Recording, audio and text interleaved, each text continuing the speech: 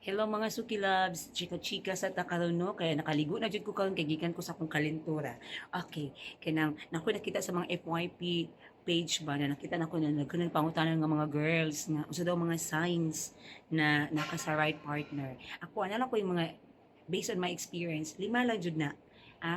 Top 5 signs that you are with the right partner. Ang unang-una ana, na kay peace of mind. Isa? Peace of mind. So, ng peace of mind, of course, mo na pinaka-importante. Kaya unsaon nimo pag-live sa imong life kung wala kay peace of mind. So, in short, ang peace of mind, kanang dili labad mo ulo, kanang relax ka, comfortable ka sa imong partner. So, wala kay kanang overthink, di ka mag-overthink nga kanang asa imong partner, kay peace of mind man ka. So, pasabutan na naadi ang trust na ang pagsalig. Okay. So, another sign na you are with the right partner. Ang saman, kanang nagaglow ka, glowing ka, dili ka haggard. Kay kung makita gani sa mga tao nga haggard imong personality, pero sa una, gwapa man siya sa una, kung pangit naman siya. Of course, isa na ka sign na you are not with the right partner. So, dapat makita nila nga nag-glow ka, nag-glow ang imuhang aura. Kaya makita sa aura ni mo na happy ka. When you are happy, then naka sa right partner. Ikatulo, okay, the third sign na for me nga, na you are with the right partner, kay kanang katulo, kanang mag-feel ni mo nga naa kay freedom of expression. Kanang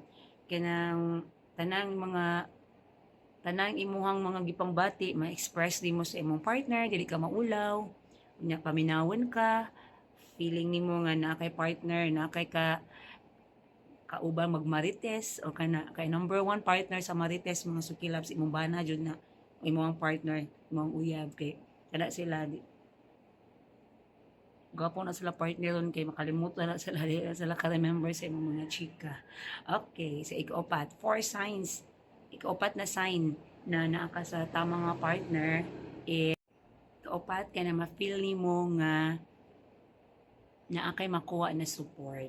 Kaya nang ginasuportahan ng imong career, imong mga dreams and aspirations, katong gusto nimo kabuton ng mga pangandoy, naa siya sa imong likod, i-push ka niya, o kana, go, kana, kay tama na, kay makaayo sa imuha, naginatanaw niya ang imong kaayuhan, then you are with the right partner. Okay, o ang ikalima, nga mo yung pinaka-importante, nga ma-feel yun nimo nga naka sa tamang nga partner.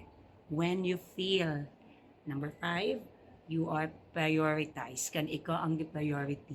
Kan ma-feel nimo nga ikaw ang naa sa iyahang ginhuna. Usa pasabot ana sa matag desisyon niya sa iyang mapagdesisyon niya kung usa man ang desisyon niya in life, apilon ka niya, pangutanon ka kung happy ba ka ana, kung okay lang ba ka ana, kung siya mga plans in life, apilon ka niya, pasabot, priority ka niya, naka sa top list sa iyang priority, and feel na nimo na naadyo ka sa tama nga partner. So, mga girls ha, so bagong mag-uyab-uyab, bago mo magminyo, pangutan asa na sa imong self kung naaba ka tong 5.